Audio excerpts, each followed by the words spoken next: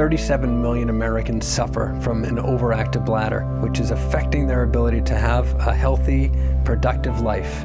And there are very effective treatments. And I like to help patients through the process of figuring out if they just have to change their behavior, if they need a medication, or if a minimally invasive treatment can be the answer for them.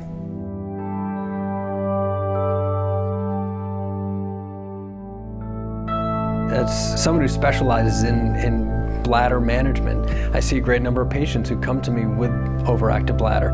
Now, many of them have already been on medication, sometimes 1, 2, already 3 medicines by the time they see me. Some of them have never tried a medicine before. Where I start is, first of all, gather a history, figure out what's going on. Is there something else that's causing this behavior? Sometimes infection, sometimes other conditions that need to be evaluated.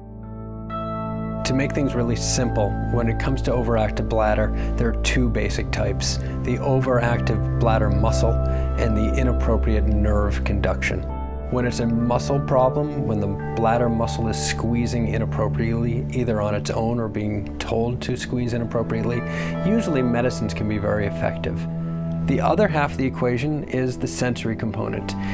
When the bladder feels like it's full, when it's telling the brain that it's full, but it's not, that's a nerve problem. And we can change the way the bladder tells the brain how full it is with a stimulation of the nerve in charge of that communication.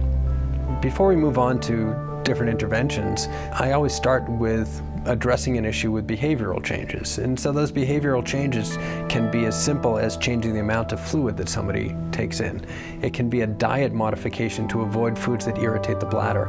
It can be instructing patients in exercises that either train the pelvic floor to be stronger or train it to relax more effectively. Sometimes I use a physical therapist to help in that process. Once we've gone through all the conservative treatments of changing diet and changing fluids and doing exercises, if you're still suffering, don't give up, because we're just getting started in our evaluation.